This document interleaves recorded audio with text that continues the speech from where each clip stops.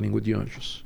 É importante ler no contexto, né, a frase. E em relação a esses últimos tempos, que também divide muito o entendimento da Bíblia, né? Sobre o Apocalipse, essa escatologia. Escatologia. Principalmente por causa de guerra, pandemia, tudo isso voltou a... Mais uma jujuba. Porque é polêmico, né? Estamos nas dores do parto, estamos perto. Qual que é o teu entendimento? Olha, eu sou um amilenista. O que é? Uhum. Amilenista? Amilenista. Uhum. São basicamente 4 grupos em termos de teologia, de escatologia. Tá. Escatologia vem de onde essa palavra? Escatos. Escatos logos, o estudo das últimas coisas. Tá. Uma palavra combinação. Deixa eu acabar a jujubinha, que é uma delícia. Tá. O Lene, por enquanto, pode ler aí. O que o pessoal tá achando aí? Eu tô achando fantástico aí o papo. Tem uns comentários aqui já. Vamos lá. O Hélio Brum, ele falou aqui o seguinte... Quer mais um café? Quero. Eu vou tomar uma aguinha também. O Hélio Brum, ele falou aqui o seguinte: sou do Rio Grande, sou do Rio e estou morando fora agora. Não encontrei nenhuma igreja aqui que consiga Fora do país, será? Que ele consiga se familiarizar, mas ele se aproximou mais ainda de Deus pelas pregações online do pastor Augusto Nicodemos. Aí só queria agradecer pro seu trabalho. Obrigado.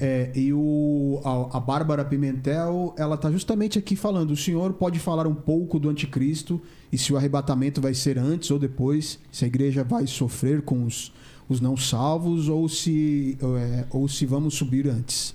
Tá. Tudo bem. Tem mais alguma coisa relacionada à escatologia aí? Não, por enquanto. Bom, a gente vai entrar nesse assunto então. Até bebeu depois mais um café também para nós dois. Tá? É isso aí. Então, vamos lá.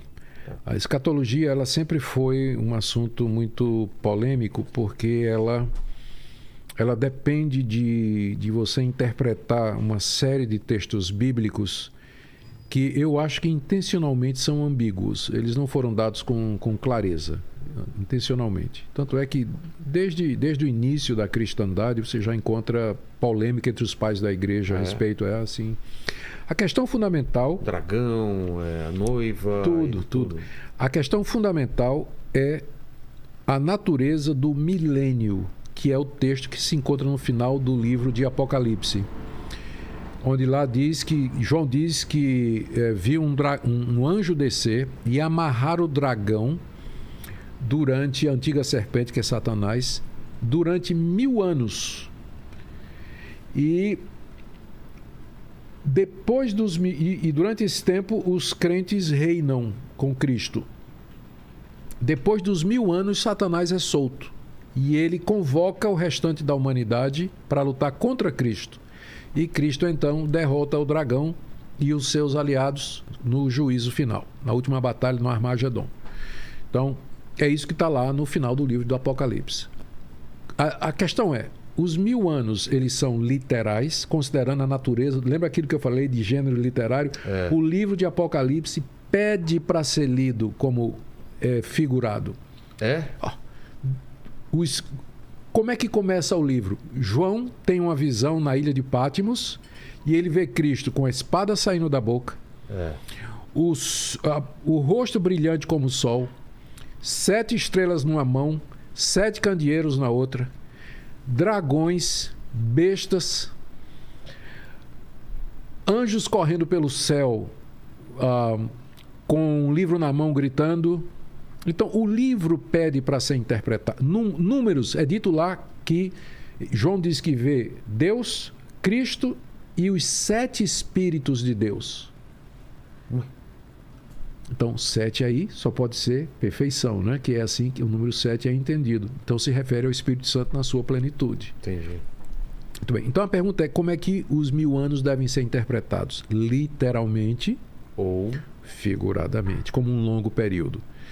E aí você tem as diversas posições. Você primeiro tem o pré-milenismo. O pré-milenismo interpreta os 1000 anos como sendo literais, que Cristo vai reinar literalmente 1000 anos aqui nessa terra, o diabo será preso durante 1000 anos, depois ele será solto para reunir a humanidade contra Cristo, Cristo vai destruí-los, ou destruí-los vai vencê-los, e aí começa o novo céu e a nova terra. É chamado de pré-milenismo porque Cristo vem antes do milênio. Ele vem inaugurar o milênio. Então, quando Cristo vier agora, próximo passo, Cristo vem, começa o milênio literal. 1000 anos ele reina aqui. E com a sede em Jerusalém, de preferência. E depois vem o final. Então é chamado de pré-milenista. Os pré-milenistas acreditam também que quando Cristo vier, antes de Cristo vier, a igreja vai passar pela grande tribulação. Certo? E até 200 anos atrás, ninguém falava nisso. Mas de 200 anos para cá, começou a se falar que primeiro Cristo vinha arrebatar a igreja secretamente, para ela não passar pela grande tribulação. Mas isso é só de 200 anos para cá, e essa ideia foi popularizada por Scofield, através da Bíblia de Scofield, onde ele veio com essa ideia, que na verdade não é dele, mas ele popularizou. Os irmãos Darby foram também mais próximos disso aí. Pré-milenista. Pós-milenista. Cristo, o milênio é figurado e Cristo vem depois dele. Qual o próximo passo que vai acontecer? A igreja vai dominar o mundo, vai ter um mundo de paz e tranquilidade, que vai ser o milênio, um período grande de paz, com a igreja sendo proeminente no mundo, e aí Cristo vem para um mundo abençoado, pacificado e tudo mais. Essa posição tem pouca gente. E o demônio nessa história? Ele vai sendo gradativamente dominado até o final. Quando Cristo vier, ele já vai estar anulado. Esse tem pouca gente que acredita nisso. Pouca gente. Você sabe, tinha muita gente que acreditava no pós-milenismo. Aí vieram as 2 guerras mundiais. E muita gente se tornou pré-milenista, que é basicamente uma posição pessimista. O amilenismo entende que não tem milênio amilenista, que o milênio ele é figurado e que ele já está acontecendo. Quando Cristo ressuscitou, ele sentou no trono do universo e começou, e ele já começa a reinar. Entendi. E ele reina na sua igreja. A paz e o domínio dele ainda não é no mundo, mas no meio do seu povo. E o próximo passo é a vinda dele para começar o novo céu e a nova terra, depois que tiver o julgamento, o juízo. Então essas são basicamente as 3 posições. Eu sou amilenista. Eu creio que Cristo já reina, ele já governa no coração do seu povo. Vai ter tribulação, vai ter arrebatamento? Não creio em arrebatamento, porque a Bíblia não fala sobre arrebatamento. Não fala. Arrebatamento secreto antes da grande tribulação, vai ser difícil encontrar fundamento para você defender isso aí. Ah, é? De onde vem a ideia do arrebatamento? É uma reunião sobre profecia, escatologia, que aconteceu há uns 200 e poucos anos atrás, em algum lugar na Europa, não me lembro agora, quando alguém propôs essa ideia. É uma ideia recente, Vilela, na teologia, a ideia do arrebatamento secreto. Tem muita gente boa que acredita nisso, que foi muito popularizado pelos livros de Tim LaHaye, e depois pelos filmes, e depois pelos filmes. Mas até 200 e poucos anos atrás, 250 anos, ninguém. Mas a tribulação está A tribulação está na Bíblia. Aqueles 7 anos. Que a gente não sabe se é 7 ou se é um período. Porque está lá em Daniel, Está lá no livro do profeta Daniel, que a gente não tem ideia. Eu acho que é um período de tempo que a gente não pode dizer que é 7 anos. E o que perguntaram sobre o anticristo, Ele perguntou. O anticristo é uma figura que surge durante esse período de perseguição, de sofrimento.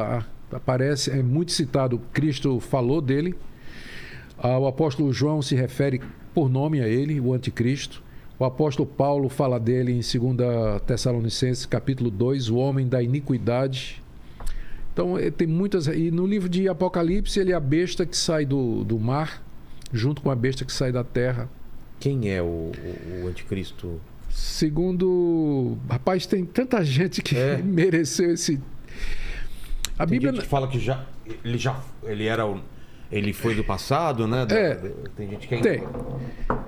O pessoal que interpreta mais o livro de Apocalipse são chamados de preteristas, que dizem que tudo que o livro de Apocalipse escreve já aconteceu. Estão falando sobre o Império Romano. Império Romano e tudo, Eu creio que boa parte aconteceu, mas ainda resta muita coisa a se cumprir. Alguma coisa a se cumprir. O anticristo já Anticristo, foi? não creio. Mas o espírito do anticristo está presente. Você crê que já foi? É do passado ou que ele vai vir? Que ele vai vir. Ah, tá. Ele vai vir. Mas o espírito do anticristo já está presente. O que quer dizer isso? O João fala disso na sua primeira carta. A palavra é interessante. A palavra anticristo, a palavra composta, anti, uma preposição grega que significa contra ou no lugar de. Então, anticristo pode significar no lugar de Cristo ou contra Cristo. Ou as duas coisas juntas. A ambiguidade, ela enriquece o sentido. As duas coisas juntas. Então, o anticristo vai ser alguém que vai querer tomar o lugar de Cristo e, ao fazer isso, vai se colocar contra ele. Então, tudo que pretende tomar o lugar de Cristo e, de alguma forma, negar-lhe a pessoa e a obra é interpretado como sendo uma expressão histórica do anticristo. Tanto é que os reformadores, especialmente os que escreveram a Confissão de Fé de Westminster, eles disseram que era o Papa. Eles disseram que o Papa encaixa nessa condição. Ou Hitler, né? Poderia ser também. Falsos profetas, João, na sua primeira carta, ele identifica falsos profetas que estavam negando a humanidade de Cristo, os gnósticos, ele chama de anticristos.